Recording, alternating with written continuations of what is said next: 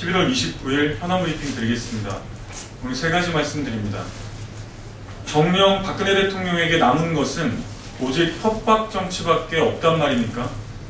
박 대통령은 어제 제3차 국민경제자문회의를 주재하면서 만약 내년도 예산안과 법안이 국회에서 통과되지 않으면 막 살아나고 있는 우리 경제에 타격이 되고 국민들의 고통도 커질 것이라고 말했습니다.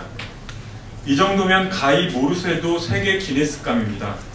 같은 시간 국회는 새누리당의 기습 날치기로 아수라장이 되어 있었습니다.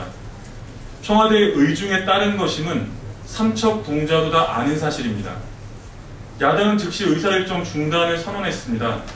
이렇듯 야당의 반발이 불보듯 뻔한 상황에서 박근혜 대통령은 조롱하듯 내년도 예산안 통과를 압박하고 나섰습니다. 이 기이한 상황을 설명할 수 있는 유일한 방법은 내년도 예산안 역시 새누리당 혼자서 날치기 통과시키겠다는 것입니다.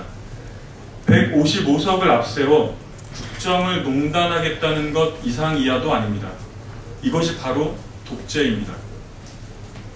두 번째입니다. 새누리당이 다시 해계망측한 법을 발의하겠다고 나섰습니다. 윤상현 원내수석 부대표는 국가보안법이나 형법상 내란 음모죄 혐의로 구속 또는 기소된 의원에 대해서 세비지급 중단, 정부에 대한 자료 제출 요구를 제한하는 법안을 발의하겠다고 밝혔습니다. 이석기 의원에게 소급 적용될 수 있도록 하는 내용까지 담겠다니 노골적인 이석기 방지법이자 진보정치 탄압법입니다. 어떻게든 진보당의 입을 막아서 대선 부정선거의 의혹을 피해가고 영구 집권을 꾀하려는 새누리당에 집요하고 끈질긴 발악입니다. 사법적 판단이 내려지기 전에도 마음대로 정치적 보복을 하겠다는 것인데 법적 요건은 물론 국민들의 상식에도 전혀 부합하지 않는 해괴한 법안입니다. 차라리 새누리당의 만연한 성추행, 논문 표절, 부정비리 등 파렴치범들에 대한 법을 제정한다고 하면 오히려 국민들의 박수를 받을 수 있지 않겠습니까? 국가보안법은 세계적으로 악명 높은 반민주 악법입니다.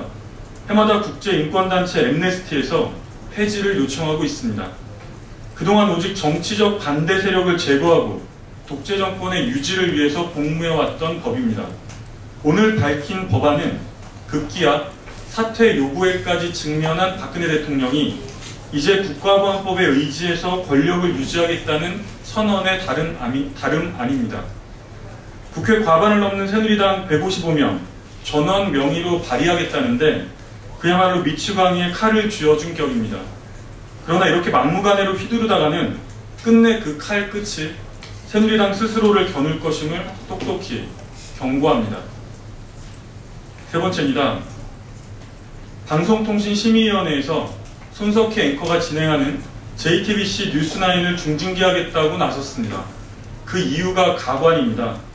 정당해산이라는 내용을 다루면서 진보당 쪽 의견을 많이 전하고 그에 반대하는 쪽 내용은 적게 보도해서 균형을 갖추지 못했다는 것입니다.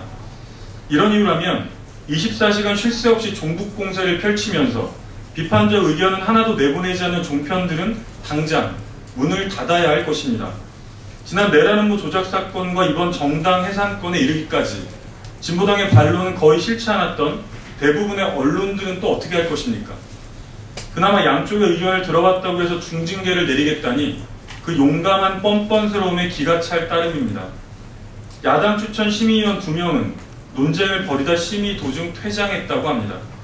이미 방통심의위는 방송계의 공안검찰로 악명을 떨쳐왔습니다. 박만 위원장 자체가 2003년 송두율 교수의 국가보안법 사건을 지휘한 대표적 공안통으로 과거 KBS 이사로 재직할 때 공영방송 파괴 육적으로 꼽혔던 장본인입니다. 사회 전체가 전시동원 체제로 가고 있습니다. 박근혜 독재 정권을 지키기 위한 총력 체제입니다. 거꾸로 그만큼 정권의 존립 기반이 위태롭다는 반증입니다. 다음 달 전체회의에서 최종 결정을 내린다고 합니다. 국민의 날카로운 눈이 지켜보고 있습니다. 징계 결정은 곧 방통심의위 불신임 결정임을 분명히 알아야 할 것입니다. 이상입니다.